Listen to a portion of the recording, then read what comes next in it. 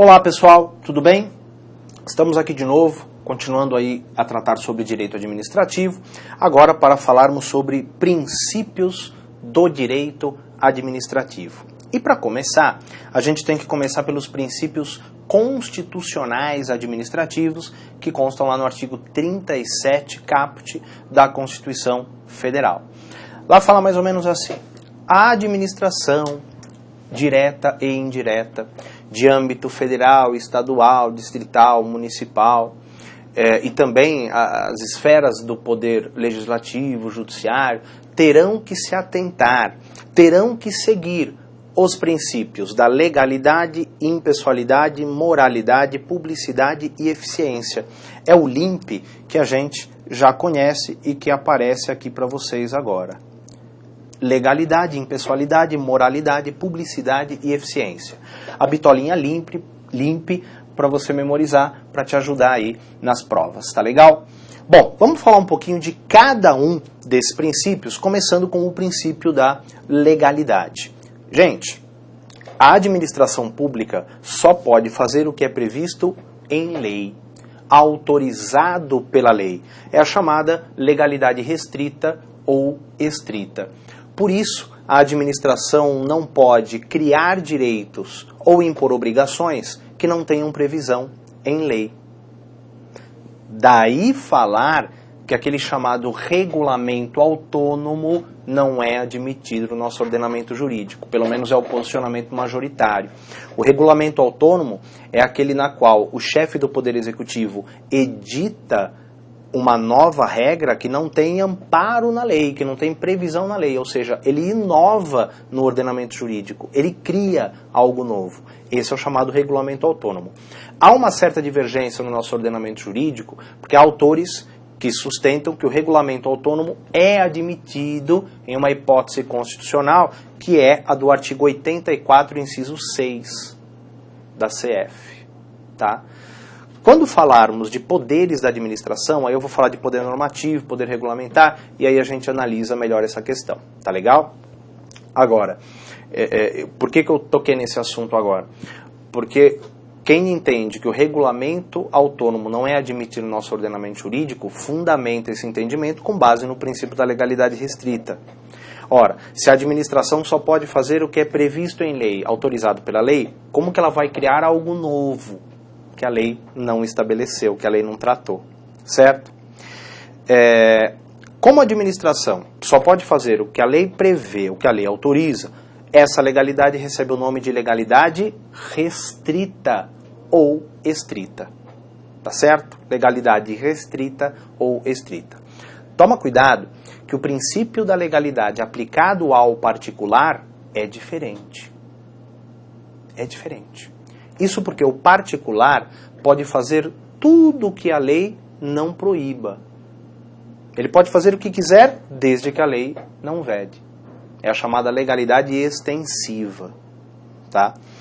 Então, a legalidade aplicada à administração é a legalidade restrita ou estrita. E a legalidade aplicada ao particular é a legalidade extensiva. Toma só cuidado em prova, porque às vezes aparece que o princípio da legalidade é aplicado na mesma proporção, na mesma extensão ao particular e à administração. E aí vai estar errado. Tá legal? Beleza. Outro princípio, princípio da impessoalidade. Gente, o princípio da impessoalidade, ele pode ser analisado de duas formas diferentes. São duas maneiras de se analisar o mesmo princípio. Primeira, os atos praticados pelos agentes devem ser imputados à administração e não ao agente que os praticou. É por isso que o artigo 37, parágrafo 1º da Constituição, veda o uso de nomes, símbolos ou imagens em obras ou serviços públicos que possam identificar a pessoa do administrador que está executando aquela obra ou serviço. Então, para todos os efeitos, quem está realizando aquela obra, quem está fazendo aquele serviço, é a administração, e não o fulano, não o ciclano. Por isso que se veda nomes, símbolos ou imagens em obras ou serviços públicos que possam identificar a figura do administrador. Tá legal? Deve haver impessoalidade, tá bom? É por conta da impessoalidade também, nesse viés, que o artigo 37, parágrafo 6º da Constituição, estabelece que as pessoas jurídicas responderão pelos danos que seus agentes, agindo nesta qualidade, causarem a terceiros. Ora, por que a administração irá responder pelos danos que seus agentes causarem a terceiros? Porque o ato é considerado praticado pela administração e não pelo agente que os praticou. Aí a administração, sendo condenada, move ação regressiva contra o agente causador do dano, se demonstrado dolo ou culpa. Tá? Mas por que a administração responde? Por que a pessoa jurídica responde? Porque o ato é considerado praticado por ela. E aí, o entendimento majoritário que o particular que sofre um dano decorrente de atuação estatal deve acionar em juízo pleiteando indenização a pessoa jurídica e não o servidor, mesmo que ele saiba quem foi o servidor causador do dano. Ele aciona, pelo entendimento majoritário, a pessoa jurídica. Tá? Impessoalidade. Ok? Mas há uma segunda forma de se analisar esse princípio da impessoalidade, que é a seguinte: os agentes públicos, no exercício de suas funções, devem visar o interesse geral, o interesse público, o interesse coletivo. Ele não pode praticar um ato visando se beneficiar, visando beneficiar um amigo, um parente, ou visando prejudicar um inimigo, um desafeto. Porque nesses casos ele está agindo de forma pessoal, no final das contas, e está violando o princípio da impessoalidade. Então imagina o seguinte: o superior hierárquico remove um subordinado para a localidade distante, porque o subordinado começou a namorar a filha do superior. Essa remoção atende ao interesse público? Não. Não. Portanto, está viciada pelo desvio de finalidade e deve ser anulada. Tá ok? A finalidade é sempre o interesse público. Tá certo?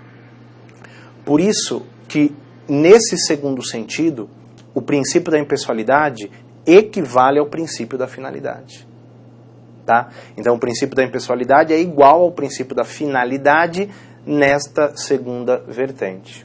Ou seja, o agente deve visar o interesse público, o interesse comum, o interesse coletivo.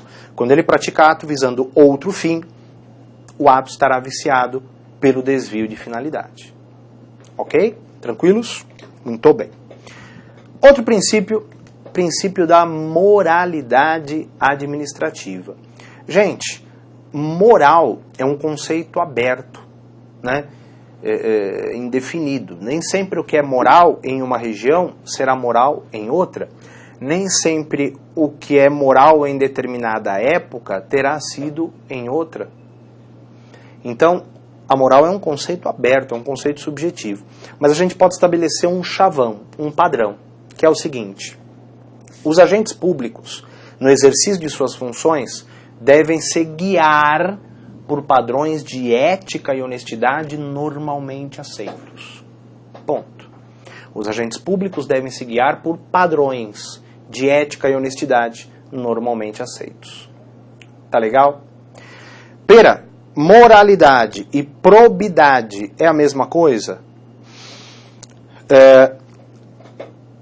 Você pode colocar a imoralidade como sendo gênero e a improbidade como sendo espécie. A imoralidade, ela pode ser qualificada ou não qualificada. Qualificadas são aquelas hipóteses positivadas no ordenamento como sendo imorais, que são as hipóteses de improbidade administrativa, que a Lei 8429/92 fez previsão lá nos artigos 9º, 10 e 11. Como a lei positivou, como a lei estabeleceu, como a lei fez previsão daquelas condutas, eu posso falar que aquelas condutas são condutas imorais e seria uma imoralidade qualificada. Agora, condutas imorais que não têm previsão em lei, que não estão positivadas, aí se enquadraria numa imoralidade não qualificada, porque a lei não qualificou. Certo? Então você coloca a imoralidade como gênero. A imoralidade pode ser qualificada ou não qualificada. Tá? Qualificada equivale aos atos de improbidade administrativa. Não qualificada seriam demais atos que não têm uma previsão expressa em lei. Tá legal? Beleza. Uma outra coisinha sobre o princípio da moralidade é o seguinte: relaciona o princípio da moralidade à súmula, ou melhor, relaciona a súmula vinculante número 13 do STF ao princípio da moralidade administrativa. A súmula vinculante número 13 do STF veda o nepotismo, que é a contratação de parentes em linha reta ou colateral até o 3º grau para ocupar cargos comissionados ou exercer função de confiança. Tá? Cargo em comissão é a mesma coisa que cargo comissionado. Função em comissão é a mesma coisa que função de confiança. Tá legal? Quando foi editada a súmula vinculante número 13 do STF, falou-se muito na observância do princípio da moralidade administrativa. E de lá para cá, é comum aparecer o texto da súmula vinculante e pede para relacionar um princípio. Relacione ao princípio da moralidade administrativa. Tá legal? Beleza. Você vai ver que a súmula ela não fala nada sobre o princípio da moralidade administrativa, mas na exposição dos motivos da edição da súmula, falou-se muito sobre o princípio da moralidade administrativa. Tá legal? Beleza. Outro princípio, princípio da publicidade. Pessoal,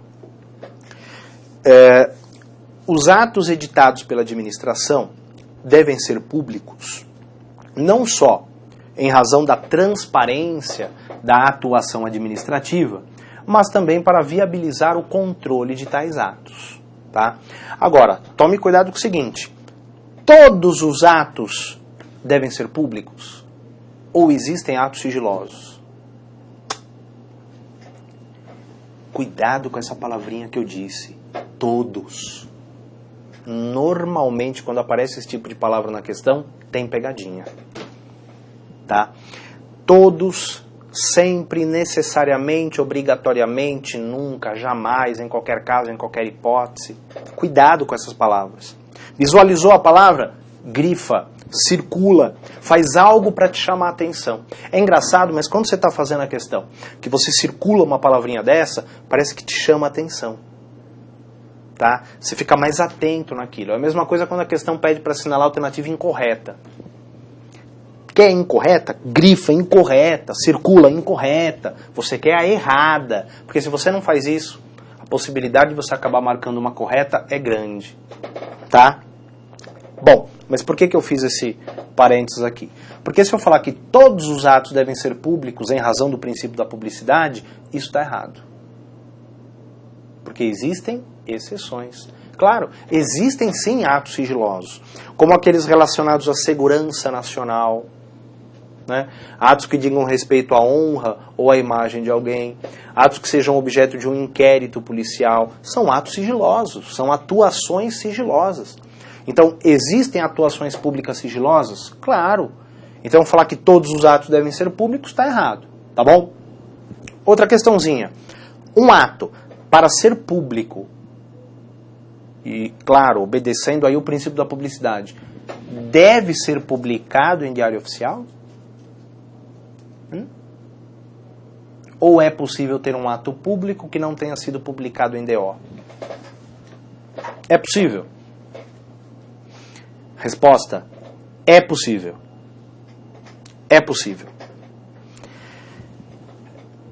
É possível que um ato seja público sem ter sido publicado em diário oficial. Por exemplo, o edital de licitação na modalidade convite.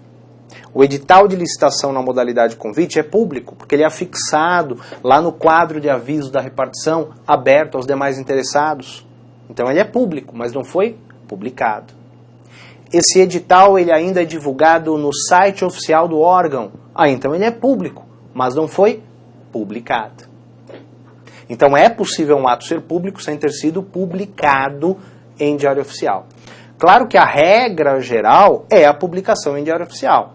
O que eu não posso dizer é que todos os atos para serem públicos devem ser publicados em diário oficial. Isso é que está errado, tá? Por outro lado, claro que alguns atos apenas adquirem publicidade com a publicação em diário oficial. É o caso dos atos normativos. Os decretos, resoluções, portarias, somente adquirem publicidade com a publicação em Diário Oficial. Tá legal? Mas é possível sim um ato ser público sem ter sido publicado. Tá bom? Em DO. Muito bem. Por fim, princípio da eficiência. Princípio da eficiência. Gente, o princípio da eficiência, ele foi inserido no caput do artigo 37 da Constituição pela emenda constitucional número 19/98. Tá? Então, surgiu 10 anos depois da promulgação da Constituição, já que a Constituição foi promulgada em 88. Né? Esse princípio ele estabelece que a administração deve atuar de forma célere, ou seja, rápida, né? Organizada e com qualidade. Olha que bonito, né? Que lindo que é a coisa. A administração deve agir de forma célere, organizada e com qualidade. Tá? Dá pra gente ver, sim, algumas atuações visando a observância desse princípio. Se você for ver o artigo 39 da Constituição, se eu não me engano, o parágrafo 2º, lá prevê a criação das escolas de governo. Né? E essas escolas de governo, elas visam o quê? Treinamento e aperfeiçoamento dos servidores. Ora, por que se visa treinar os servidores, aperfeiçoar os servidores? Para que a atividade seja desempenhada com mais eficiência, com mais qualidade. Então a instituição das escolas de governo atende ao princípio da eficiência. Certo? A criação das agências executivas atendem ao princípio da eficiência. O que é a agência executiva? A agência executiva é uma denominação que é dada à autarquia ou fundação pública, que celebre contrato de gestão para melhoria da eficiência e redução de custos. Pera, celebra contrato de gestão com quem? Com a administração direta, tá? Com o órgão da administração direta que se acha vinculado. Um exemplo é o Inmetro. O Inmetro é uma agência executiva. Ele firma o chamado contrato de gestão e nesse contrato constam metas. Neste contrato constam objetivos a serem alcançados, visando uma melhoria no desempenho da atividade. Tá? Mais qualidade, prestação de serviços de modo a atender com mais satisfação a coletividade e com redução de custos. Isso atende ao princípio da eficiência. Tá certo? Gente, são princípios, legalidade, impessoalidade, moralidade, publicidade e eficiência, expressos na Constituição, artigo 37 caput, portanto a violação a qualquer um deles gera uma inconstitucionalidade. Tá? Mas hoje a força de um princípio é tamanha que a sua violação é equiparada a uma ilegalidade, esteja o princípio expresso ou não em lei.